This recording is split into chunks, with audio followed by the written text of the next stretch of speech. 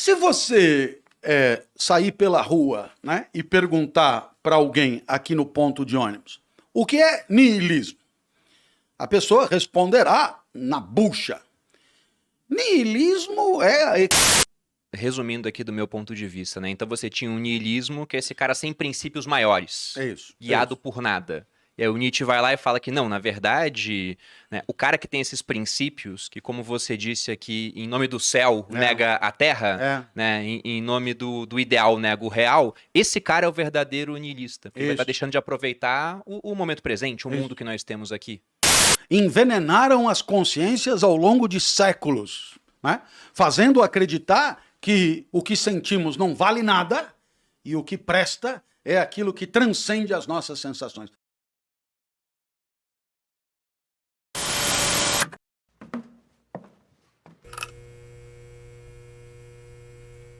Bom, sobre o Nietzsche, você falou de ideias centrais dele. E quando eu falei que ia fazer esse podcast, algumas pessoas falaram, nossa, adoro o Nietzsche. Outras, eu não consigo entender o que ele fala. Porque nas obras, algumas são complexas, ele escreve por aforismos, não explica muito o que ele quer dizer. E uma vez eu vi você falando que para entender Nietzsche existem certas chaves que devem ser dadas às pessoas para que eles possam entender. Como, por exemplo, você colocava, se não me engano, como uma das primeiras chaves o conceito de niilismo. Que foi uma coisa que ele inverteu, inclusive. Havia um sentido da palavra, ele simplesmente inverteu aquilo. Como é que seria essa chave para o pessoal começar a entender do que o Nietzsche fala? Eu digo que no caso do Nietzsche, mais do que em outros, né, há mesmo certas chaves sem as quais ele é impenetrável. Né? Então, de cada 100 que em alguma livraria de cinema, onde pessoas inteligentes circulam, adquiriram o Zaratustra, por exemplo, de cada 100, 99 usaram como suporte de estante, de móvel bambo. Né? Por quê? E não é porque por falta de inteligência, não. É que realmente, né, não é um autor que se preocupa com, digamos, a didática. O entendimento, né? Ele não quer ser entendido, ele quer só falar. Exato. E isso é até coerente com o que ele tem para dizer. Né? De fato, ele é subversivo no que diz e em como diz. Né? E, portanto, ele tenta o máximo possível uma transparência entre o brotar do discurso produzido pelas suas forças vitais e o que ele põe no papel. Ou seja, é mais ou menos o contrário do que a gente aprende para fazer a redação do Enem ou a redação da FUVEST. Né? Porque o que a gente aprende? Pelo menos, sei lá, eu pelo menos aprendi. Pega o tema, vê tudo que você tem para dizer e depois classifica em 2, porque serão 2 parágrafos centrais, né? Tenta fazer uma conexão entre esses 2 parágrafos centrais, depois tem um parágrafo de introdução apresentando as 2 ideias e depois tem uma espécie de conclusão, considerações finais, abrindo a coisa para uma outra perspectiva e tal, sem repetir muito e tal. É uma estrutura. Né? Então você trabalha segundo digamos, uma perspectiva cartesiana de pegar um grande abacaxi complicado e dividir em 2, que fica mais fácil de digerir. Muito bem, o que fará Nietzsche? O contrário disso. Em outras palavras, brotou eu ponho. No caos mesmo. Então, claro está que para acompanhar, digamos, fica mais difícil porque não nos é familiar, inclusive, a leitura de textos assim. E é por isso que, no caso de Nietzsche, as chaves são particularmente importantes, porque outros autores poderiam tê-las fornecido, enquanto Nietzsche, de fato, não tem essa preocupação. Vamos ao niilismo. Se você sair pela rua, né, e perguntar para alguém aqui no ponto de ônibus o que é niilismo, a pessoa responderá na bucha. Niilismo é a hecatombe dos valores, são pessoas que vivem ao Deus dará, deixa a vida me levar, sem âncora, sem referenciais, sem piriri, porra. É isso que diria a pessoa no ponto de ônibus. Você me perguntará que ponto de ônibus eu pego o meu ônibus. Eu diria, justamente no ponto que eu estou, né? Então, talvez eu tivesse sido o perguntado, e aí, niilismo é isso. Niilismo é hecatombe das referências existenciais maiores com pretensão absoluta, digamos assim. Com pretensão absoluta quer dizer válida para qualquer um. Válida para qualquer um no tempo e no espaço. Muito bem. Nietzsche vai inverter. E por quê? Porque Nietzsche vai chamar de niilismo o rebaixamento, não dos valores absolutos, mas, pelo contrário, o rebaixamento das experiências, dos afetos, das forças vitais, do que sentimos, do baixo ventre, do tesão de viver, das sensações e assim por diante. Então, Nietzsche denuncia que a história, a tradição filosófica, ela é escorada nesse rebaixamento, nesse apequenamento das forças vitais, daquilo que sentimos, daquilo que é a nossa energia, o nosso elan vital, o nosso tesão, etc.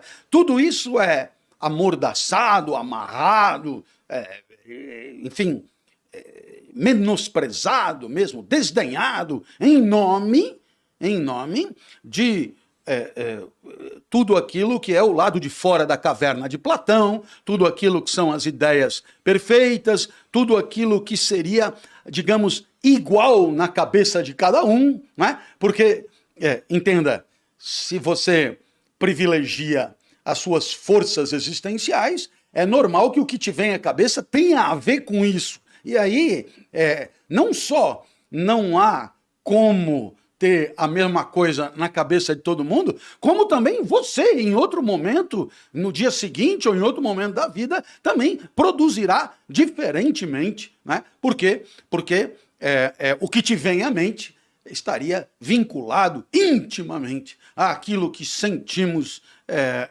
na confusão eu diria, do subterrâneo, como diria Dostoiévski, da parte de baixo do iceberg, como diria Freud, e por que não, no mundo da vontade, como diria Schopenhauer. Essas expressões, elas se equivalem um pouco. Na filosofia da suspeita, né? Na filosofia da desconfiança, da clareza daquilo que nos vem à mente, né?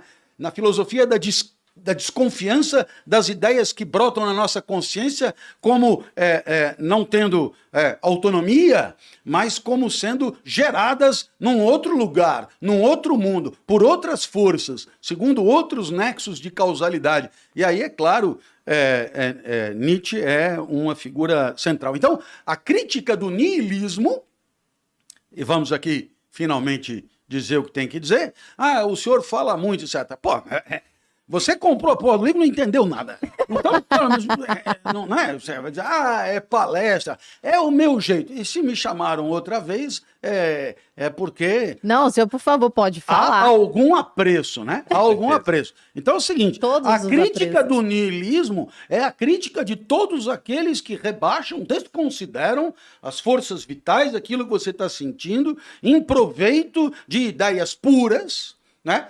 Que transcenderiam completamente o que sentimos e estariam, por exemplo, no mundo das ideias de Platão, né, que é o mesmo para todo mundo, né, acessível a todo mundo que pensa, etc. Então, nesse sentido, Platão seria um nihilista para Nietzsche, né, porque ele nega as forças da vida, né? Ele nega... Eu estou usando as nomenclaturas que ele próprio usa, né? Ele nega a terra, né? Ele nega a terra e ele venera os ídolos, que são os valores absolutos e as ideias perfeitas. Então, num livro como O Crepúsculo dos Ídolos, que eu entendo como sendo o primeiro que você deveria ler, porque de tudo que é confuso, esse é o mais explicativo no meu entendimento. Crepúsculo dos Ídolos, por quê? Porque Nietzsche acha, né, que na civilização contemporânea, nessa que vivemos, naturalmente da época dele, não a nossa, né, já há uma espécie de destruição, né, desses valores absolutos em nome de um respeito àquilo que são as nossas forças mais subterrâneas, mais genuínas e, portanto, mais próprias. Então, essa é a primeira ideia, né? Ele é crítico do niilismo, e a crítica do niilismo eu diria, Platão ao contrário, né? É Platão ao contrário. Se Platão rebaixa o interior da caverna e enaltece o fora da caverna, e o filósofo é aquele que sai de dentro da caverna, abre mão das experiências sensoriais em nome do uso puro da razão fora da caverna, Nietzsche propõe exatamente o contrário, que entremos todos na caverna e que respeitemos aquilo que nos acontece na vida em termos de sensorialidade, de corpo, de materialidade e assim por diante. Eu acho essa primeira parte brilhante, assim, porque, resumindo aqui do meu ponto de vista, né? Então você tinha um niilismo, que é esse cara sem princípios maiores, guiado por nada. E aí o Nietzsche vai lá e fala que não, na verdade, né, o cara que tem esses princípios, que como você disse aqui, em nome do céu nega a terra, né, em nome do ideal nega o real, esse cara é o verdadeiro niilista. Ele vai estar deixando de aproveitar o momento presente, o mundo que nós temos aqui. Envenenaram as consciências ao longo de séculos, né? Fazendo acreditar que o que sentimos não vale nada e o que presta é aquilo que transcende as nossas sensações. São envenenadores e felizmente, eles estão sendo banidos, né? Em nome da vitória do baixo ventre, da vitória da terra, que ele diz, observe bem, ele diz que acontece no mundo de hoje. Salve família, canal Mente e Evolução para você que busca autoconhecimento, espiritualidade, sabedoria, entre outros assuntos que vão te ajudar na tua caminhada pessoal. Se inscreve no canal, deixa seu like, comenta e compartilha.